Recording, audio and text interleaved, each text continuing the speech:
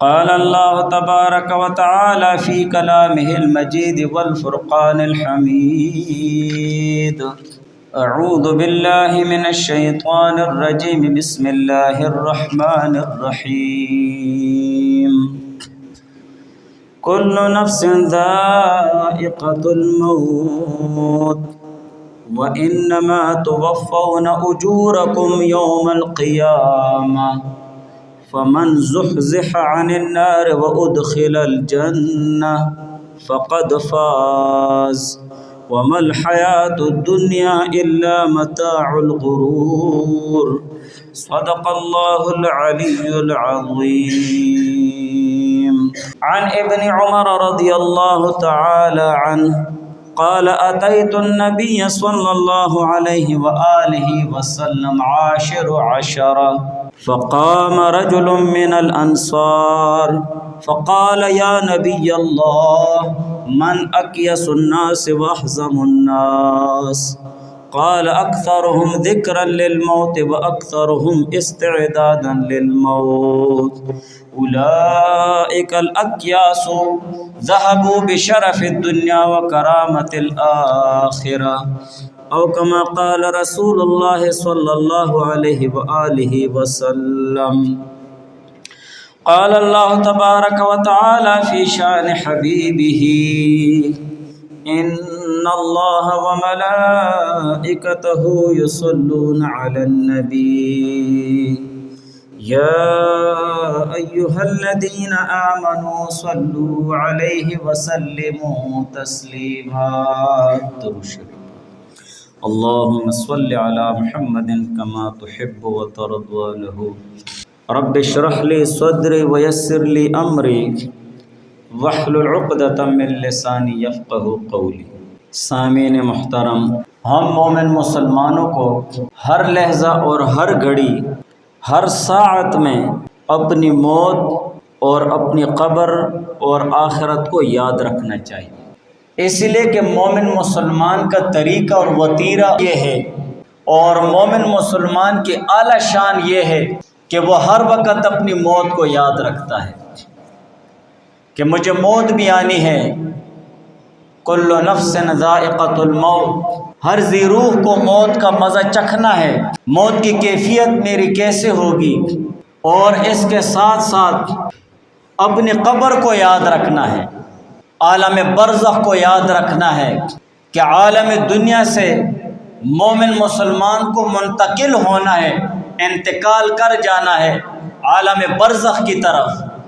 اور عالم برزخ کا زمانہ یہ قیامت تک ہوگا. اور قبر کے اندر کی جو زندگی ہے اور قبر کے اندر جو حالات اور واقعات ہیں، قبر کی جو سختی اور آزمائش ہے، تو ان کو نہیں بھلانا چاہیے. یہ مومن مسلمان کی شان ایسی ہونی چاہیے. قیامت کے دن کو یاد رکھنا چاہیے کہ قیامت کے دن اللہ تعالیٰ کے سامنے پیشی آنی ہے، مجھے اللہ تعالیٰ کے دربار میں حاضری دینی ہے، اور اسی کی طرف ہمیں لوٹ کر جانا ہے. اور اس وقت پھر تمام زندگی کے اوقات اور لمحات، اس میں جو اچھے اور برے اعمال کیے ہیں ان کا فیصلہ کیا جائے گا. تو مومن مسلمان کی شان ایسی ہونی چاہیے. اور مومن مسلمان کے اصلاح کے لیے ایک بنیادی چیز یہی بھی ہے کہ اگر وہ اپنا جو قدم بھی اٹھائے تو ان تین چیزوں کو اور ان تین باتوں کو اپنے دل و دماغ میں حاضر کر کے قدم اٹھائے. جو کام بھی کرے، جو عمل بھی کرے، جو بات کرے، جو کام کرتا ہے، جو محنت کرتا ہے، جو کچھ بھی وہ کرتا ہے، تو ان تین باتوں اور تین کاموں کو دل و دماغ میں رکھ کر وہ کام اور وہ عمل کرنا چاہیے کہ مجھے موت بھی آنی ہے، میں یہ کام کر رہا ہوں یا یہ عمل کر رہا ہوں یا یہ ڈیوٹی کر رہا ہوں. اور اسی طرح اپنی قبر کو بھی یاد رکھنا چاہیے اور قیامت کو بھی یاد رکھنا چاہیے. اور یہ قبر یہ میت سے باتیں کرتی ہے کہ میں وحشت اور کیڑوں مکوڑوں کا گھر ہوں. حضرت ابو سعید خدری رضی اللہ تعالیٰ عنہ سے روایت ہے کہ ایک دن حضور علیہ السلام نماز کے لیے باہر تشریف لائے تو حضور علیہ السلام نے لوگوں کو دیکھا کہ وہ کھلکھلا کر ہنس رہے ہیں، تو حضور علیہ السلام نے فرمایا خبردار، بلا شبہ اگر تم لذتوں کو فنا کر دینے والی چیز کا اکثر ذکر کرتے رہے تو وہ تم کو اس چیز سے باز رکھے جس کو میں دیکھ رہا ہوں، اور وہ موت ہے۔ پس تم لذتوں کو فنا کر دینے والی چیز یعنی موت کو بہت یاد کرو۔ اصل چیز یہاں پر عالم برزخ کا ذکر کریں گے، قبر کا ذکر کریں گے۔ حقیقت یہ ہے کہ قبر پر ایسا کوئی دن نہیں گزرتا جس میں وہ یہ نہ کہتی ہو کہ میں بیگانگی کا گھر ہوں، بیگانہ ہوں، کسی کے ساتھ میری دوستی اور یاری نہیں ہے، اور میں تنہائی کا گھر ہوں۔ وہاں پر تو کچھ نہیں ہوتا ہے، اور میں مٹی کا گھر ہوں، اور میں کیڑوں کا گھر ہوں۔ انسان جب مر جاتا ہے تو اس انسان کو برداشت کرنے والی چیز صرف مٹی ہے۔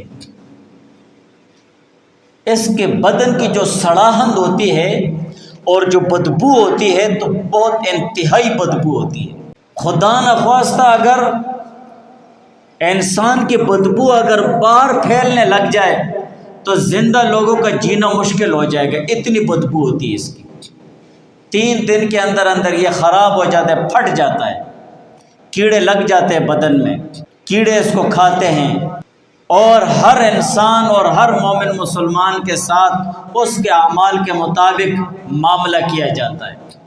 جیسے اس کا عمل ہوتا ہے ویسے اس کے ساتھ معاملہ شروع ہو جاتا ہے، بلکہ جیسے روح نکل جاتی ہے تو معاملہ شروع ہو جاتا ہے۔ وہ الگ بات ہے کہ میت اور لاش ہمارے سامنے پڑی ہوتی ہے، لیکن عالم برزخ قبر کے حالات اور واقعات ہمیں نہ نظر آتے ہیں نہ ہمیں محسوس ہوتے ہیں۔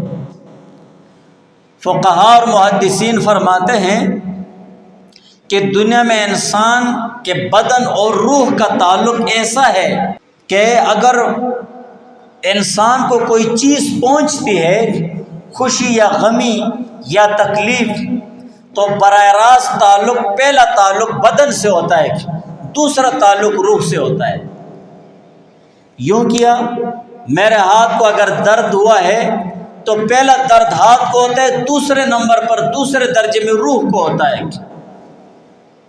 لیکن قبر کا معاملہ اس کا الٹ ہو جاتا ہے۔ قبر میں براہ راست پہلا تعلق عذاب اور راحت اور سکون کا وہ روح کو ہوتا ہے، دوسرے درجے میں پھر بدن کو پہنچتا ہے۔ وہ یہ نہ کہے کہ ہمارے سامنے لاش پڑی ہوئی ہے، یا اسی طرح ہمیں کسی کا عذاب نظر نہیں آ رہا ہے۔ اس چیز کو عوام کو سمجھانے کے لیے محدثین نے ایک آسان مثال دی، ایک آسان بات پیش کی ہے کہ قبر میں عذاب اور راحت یہ مردے کو ہو رہی ہے، اور کوئی مردہ ایسا ہے کہ ہمارے سامنے پڑا ہوا ہے، ہمیں نہ نظر آ رہا ہے نہ محسوس ہو رہا ہے۔ تو اس کی مثال ایسی ہے کہ ایک آدمی خواب دیکھ رہا ہے، نیند میں ہے اور نیند کے دوران خواب دیکھ رہا ہے، اور اسی سوئے ہوئے شخص کے پاس ایک آدمی بیٹھا ہوا جاگ رہا ہے۔ اب جو سونے والا شخص ہے نیند کی حالت میں خواب دیکھ رہا ہے کہ اسے کوئی مار رہا ہے، پیٹ رہا ہے، وہ رو بھی رہا ہے، چیخ بھی رہا ہے۔ بیٹھے ہوئے شخص کو کچھ پتہ چل رہا ہے؟ کچھ بھی نہیں چل رہا ہے، لیکن وہ خواب میں ساری چیزیں محسوس کر رہا ہے۔ یا اسی طرح خواب کی حالت میں اسے سکون مل رہا ہے، اچھے اچھے کھانے مل رہے ہیں، خوشی مل رہی ہے، راحت مل رہی ہے، تو جو ساتھ والا آدمی اس کو پتہ چلتا ہے؟ نہیں چلتا ہے۔ بے نہیں اسی طرح معاملہ قبر کا ہے۔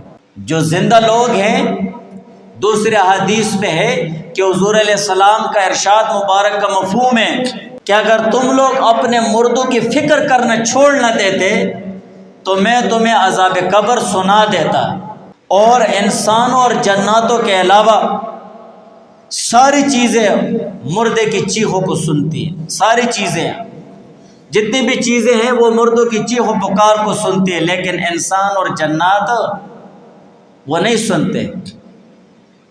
ایسے نہ ہو کہ یہ انسان اپنے مردوں سے غافل نہ ہو جائے۔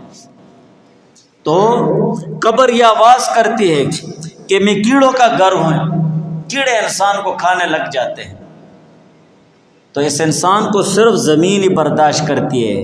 پھر حضور علیہ السلام نے فرمایا جب کسی مومن بندے کو قبر میں دفن کر دیا جاتا ہے تو قبر اس سے کہتی ہے کہ خوش آمدید، اس کو مرحبا کرتی ہے، اور پھر قبر اس سے کہتی ہے کہ تم ایک اچھی کشادہ اور آرام والی جگہ میں آئے ہو اور اپنے مکان میں آئے ہو، تمہیں معلوم ہونا چاہیے کہ تم میرے نزدیک ان لوگوں میں سب سے زیادہ پیارے اور محبوب تھے جو مجھ پر چلتے تھے۔ جو لوگ مجھ پر چلتے ہیں ان سب میں تم میرے لیے زیادہ محبوب تھے، پس آج جب کہ تم پر میں حاکم ہوئی ہوں، حاکم ہو گئی ہوں، تم پر مسلط کی گئی ہوں اور تم میرے مجبور ہوئے یعنی محکوم ہو گئے ہو، تو ان قریب میرے اس نیک سلوک کو دیکھو گے جو میں تمہارے ساتھ کروں گی۔ حضور علیہ السلام نے ارشاد فرمایا کہ اس کے بعد وہ قبر اس بندے کے لیے کشادہ و فراخ ہو جاتی ہے، اور کشادگی اور فراخی اتنی ہوتی ہے جتنی اس کی نظر لگتی ہے، جہاں تک تا حد نگاہ مد بصر ہی، جہاں تک مردے کی نظر جاتی ہے وہاں تک اس کے لیے قبر کوشادہ ہو جاتی ہے، اور پھر اس کے لیے جنت کی طرف سے ایک دروازہ کھول دیا جاتا ہے۔ اور جب کوئی بندہ فاسق یا کافر دفن کیا جاتا ہے تو قبر بھی اس کو جھڑکتی ہے اور کہتی ہے کہ نہ تیرا آنا مبارک ہو، اور نہ تو اچھی اور کوشادہ آرام کی جگہ اور نہ اپنے مکان میں آیا ہے۔ تجھے معلوم ہونا چاہیے کہ تو میرے نزدیک ان لوگوں میں سب سے برا تھا جو مجھ پر چلتے ہیں، پس آج جب کہ تم میرے پاس آئے ہو میں تجھ پر حاکم بنائی گئی ہوں اور تو میرے سامنے مجبور محکوم ہے، تو میرا معاملہ دیکھ لے گئے۔ اور پھر اس کے بعد یہ قبر اس کے ساتھ ایسا سلوک کرتی ہے کہ حضور علیہ السلام نے فرمایا یہ قبر اس کو دبا دیتی ہے اور اس کی پسلیاں ادھر سے ادھر ہو جاتی ہیں، یعنی ایک دوسرے میں بالکل اندر ہو جاتی ہیں۔ ابو سعید خدری رضی اللہ تعالیٰ عنہ فرماتے ہیں کہ حضور علیہ السلام نے پسلیوں کی صورتحال دکھانے کے لیے اپنے انگلیوں کو ایک دوسرے میں داخل کیا، اس طریقے سے نا کہ پسلی یوں داخل ہو جاتی ہے، قبر اس پر تنگ ہو جاتی ہے۔ اور پھر اس کے بعد حضور علیہ السلام نے فرمایا کہ اس کافر پر 70 اژدہے مسلط کر دیے جاتے ہیں، اگر ان میں سے کوئی ایک اژدہا بھی زمین پر پھنکار مار دے تو وہ زمین جب تک دنیا باقی رہے گی سبز اگانے کے قابل نہ رہے گی، اتنا سخت زہر ہوگا اس کا۔ وہ اژدہے اس کافر کو کاٹتے اور نوچتے ہیں جب تک اس بندے کو حساب کے لیے نہ لے لیا جائے، جب تک حساب کے لیے نہ اٹھا دیا جائے اس وقت تک وہ اس کو کاٹتے اور نوچتے رہتے ہیں۔ ابو سعید خدری رضی اللہ تعالیٰ عنہ فرماتے ہیں کہ حضور علیہ السلام نے یہ بھی فرمایا کہ اس میں کوئی شک نہیں کہ قبر جنت کے باغیچوں میں سے ایک باغیچہ ہے یا آگ کے گھڑوں میں سے ایک گھڑا ہے۔ تو پوری حدیث ذکر کرنے کا مقصد یہ ہے کہ ہمیں عالم برزخ اور عالم قبر اور اپنی قبر سے غافل نہیں ہونا چاہیے۔ قبرستان جانا چاہیے، ہم عیش اور عیاشی اور اسی طرح بیہودہ ابغض البلاد اسواقها، جو سب سے ناپسندیدہ جگہ اللہ تعالیٰ کو شہروں کی طرف رخ کرتے ہیں، بازاروں کی طرف، لیکن قبرستان کی طرف جاتے ہی نہیں۔ اور حضور علیہ السلام نے فرمایا کہ قبرستان جایا کرو، زیارت کیا کرو، اس لیے کہ اس سے موت یاد آ جاتی ہے، قبر کے حالات سامنے ہو جاتے ہیں، اپنی قبر سامنے ہو جاتی ہے، تو قبر کو نہیں بلانا چاہیے۔ ہر مومن مسلمان اپنی قبر کو یاد رکھے کہ میرے اعمال کیسے ہیں، میں نے زندگی کیسے گزاری ہے، میری زندگی کیسے گزر رہی ہے، اور موت کا کیا پتہ ہے، کس وقت کس حالت میں اور کس جگہ آ جائے یہ کسی کو بھی پتہ نہیں۔ اور موت آنے کے بعد جب قبر میں رکھ دیے جائیں گے تو پھر قیامت تک پڑے رہیں گے، پھر ہر انسان کے ساتھ اس کے اعمال کے مطابق معاملہ کیا جائے گا۔ حضرت عثمان بن عفان رضی اللہ تعالیٰ عنہ کے متعلق آتا ہے، کان عثمان بن عفان رضی اللہ تعالیٰ عنہ اذا وقف علی قبر بکا، کہ عثمان رضی اللہ تعالیٰ عنہ جب قبر کے پاس کھڑے ہو جاتے تو زار و قطار روتے، حتی یبل لحیتہ، یہاں تک کہ اس کی داڑھی تر ہو جاتی، اتنا زیادہ روتے قبر کے پاس کھڑے ہو کر۔ فسئل عن ذلک، عثمان رضی اللہ تعالیٰ عنہ سے پوچھا گیا اس کے متعلق، وقیل لہ، اور ان سے کہا گیا، تذکر الجنت والنار فلا تبکی، جب جنت اور دوزخ کا ذکر ہوتا ہے تو آپ روتے ہی نہیں ہیں، وتبکی اذا وقفت علی قبر، قبر کے پاس آپ آ جاتے ہیں تو روتے ہیں زار و قطار۔ فقال، تو عثمان بن عفان رضی اللہ تعالیٰ عنہ نے فرمایا، سمعت رسول اللہ صلی اللہ علیہ وآلہ وسلم، کہ میں نے حضور علیہ السلام کو سنا، یقول، انہوں نے فرمایا، ان القبر اول منازل الآخرہ، کہ یہ قبر یہ آخرت کے منازل میں سے پہلی منزل ہے۔ فإن نجا منہ صاحبہ، اگر یہ صاحب قبر، قبر والا اس قبر کے عذاب سے اور قبر کی آزمائشوں سے نجات حاصل کر لے، فما بعد ایسر منہ، اس کے بعد کے حالات پھر اور بھی آسان ہوں گے۔ وإن لم ینج منہ، اور اگر قبر والا اپنی قبر کی آزمائش اور عذاب سے خلاصی نہیں پائی، چھٹکارا نہیں پایا، فما بعد اشد، تو بعد والے حالات اس سے بھی سخت ہیں، پھر وہ آلریڈی اسے پتہ چل جائے گا کہ میں اپنے اعمال میں پھنس گیا ہوں، اپنے اعمال کی وجہ سے، اپنے گناہوں کی وجہ سے، نماز روزہ زکوٰۃ کو ترک کرنے کی وجہ سے۔ آگے احادیث ذکر کروں گا کہ نماز، روزہ، حج، زکوٰۃ یہ عذاب قبر سے بچاتی ہیں، لیکن اس کسی کو بچاتی ہے جن کے لیے نماز روزہ ہونا، جن کے پاس نماز روزہ ہی نہ ہو تو پھر کیسے وہ بچیں گے؟ اور اسی طرح حضور علیہ السلام نے فرمایا، ما رأیت منظرا الا والقبر افزع منہ، کہ قبر سے بہت زیادہ خوفناک اور شدید سخت کوئی منظر بھی حضور علیہ السلام نے فرمایا میں نے نہیں دیکھا، کہ یہ بہت سخت منظر ہے۔ قبر کی جو آزمائش ہوتی ہے اور قبر کی جو پکڑ ہوتی ہے، اس سے صحابہ بھی محفوظ نہیں ہو سکے، صحابہ کو بھی قبر کی آزمائش سے واسطہ پڑا ہے۔ جابر رضی اللہ تعالیٰ عنہ سے روایت ہے، قال خرجنا مع رسول اللہ صلی اللہ علیہ وسلم الی سعد بن معاذ، کہ ہم حضور علیہ السلام کے ساتھ سعد بن معاذ رضی اللہ تعالیٰ عنہ کے جنازے کے لیے نکلے، حین توفی، جب سعد بن معاذ رضی اللہ تعالیٰ عنہ وفات پائے، فلما صلی علیہ رسول اللہ صلی اللہ علیہ وآلہ وسلم، جب حضور علیہ السلام نے سعد بن معاذ رضی اللہ تعالیٰ عنہ پر نماز جنازہ پڑھی، ووضع فی قبرہ وصوی علیہ، اور ان کو قبر میں رکھ دیا گیا اور قبر کو بالکل برابر کر دیا گیا، سبح رسول اللہ صلی اللہ علیہ وسلم فسبحنا طویلا، تو حضور علیہ السلام نے تسبیح پڑھی، سبحان اللہ سبحان اللہ سبحان اللہ سبحان اللہ، تسبیح پڑھی۔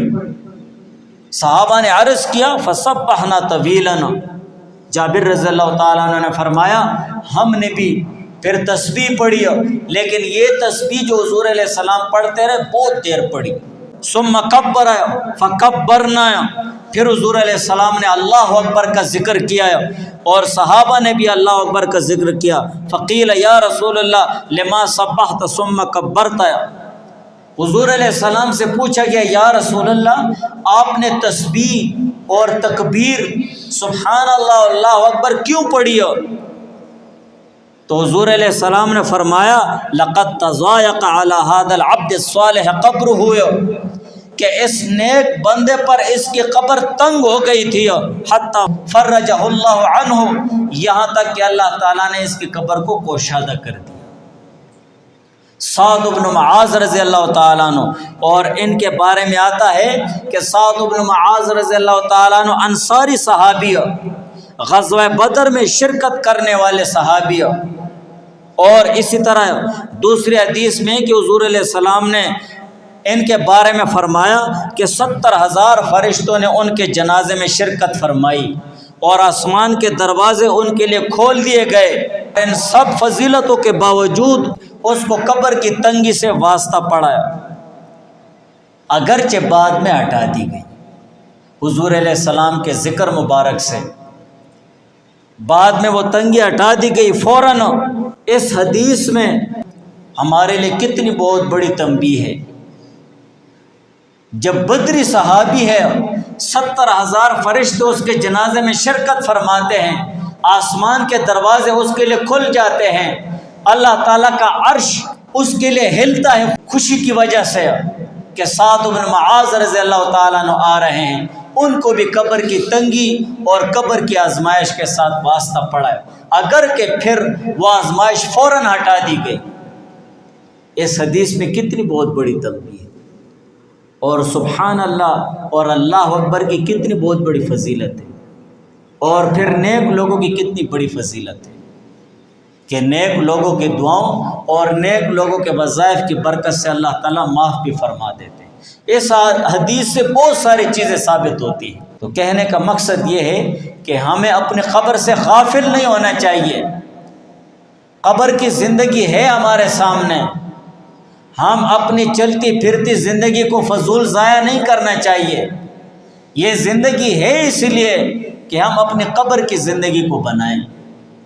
عالم برزخ، عالم قبر، قیامت تک ہم قبر میں پڑے رہیں گے، چاہے وہ 1 دن ہے یا 10 سال ہیں یا 1000 سال ہیں، اس کا کسی کو علم نہیں، لیکن قبر میں ہم پڑے رہیں گے۔ اور اسی طرح اسماء بنت ابی بکر رضی اللہ تعالی عنہا قالت، وہ فرماتی ہیں قام رسول اللہ صلی اللہ علیہ وسلم خطیباً، کہ حضور علیہ السلام ایک دن کھڑے ہو گئے خطبہ دینے کے لیے، فذکر فتنۃ القبر التی یفتن فیہا المرء، حضور علیہ السلام نے قبر کے آزمائش کے متعلق تذکرہ فرمایا، جس میں انسان آزمائش میں ڈالا جاتا ہے اور پھنستا ہے اس میں۔ فلما ذکر ذالک زج المسلمون زجتاً، جب حضور علیہ السلام نے اس آزمائش کا ذکر فرمایا تو تمام مومن مسلمانوں نے زار و قطار رونا شروع کر دیا۔ اے اللہ، کہ ہماری قبر میں کیا حالت ہوگی؟ وہ تو صحابہ تھے، وہ تو صحابیات تھے، ہم کیا ہیں؟ ہماری کیا حیثیت ہے؟ ہمارا کیا حال ہے؟ وہ تو خیر القرون کا زمانہ ہے، خیر القرون قرنی ثم الذین یلونہم ثم الذین یلونہم، 3 زمانے جس کی حضور علیہ السلام نے عدل اور حضور علیہ السلام نے ان کی صفائی فرمائی ہے۔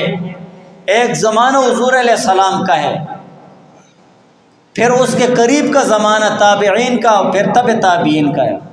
یہ ہمارے زمانے نہیں ہیں، اور وہ تو خیر القرون پاک زمانے کے لوگ تھے۔ جب ان کی یہ کیفیت تھی اور ان کی یہ حالت تھی تو ہماری کیا حالت ہوگی؟ اسی لیے ہم جو کام بھی کریں اپنی زندگی میں، جو قدم بھی اٹھائیں، تو ہمیں سب سے پہلے سر فہرست اپنی موت کو سامنے رکھنا چاہیے، موت کے بعد اپنی قبر کو سامنے رکھنا چاہیے، اور قبر کے بعد قیامت کو سامنے رکھنا چاہیے۔ موت کو سامنے رکھو کہ مجھے موت دینا ہے، مجھے روح لوٹانا ہے، موت کی سختی کو اپنے سامنے رکھو، اور قبر میں مجھے جانا ہے، میرے اعمال کے مطابق میرے ساتھ قبر میں معاملہ کیا جائے گا۔ اگر اعمال اچھے تو نیک معاملہ اس کے ساتھ قبر کرے گی، اور اگر بد ہے تو پھر بد معاملہ کرے گی۔ اور اپنے قیامت کو سامنے رکھنا ہے کہ مجھے اللہ تعالیٰ کے سامنے حاضری بھی دینا ہے۔ دعا کرو اللہ تعالیٰ ہمیں ان تمام باتوں پر عمل کرنے کی توفیق عطا فرمائے۔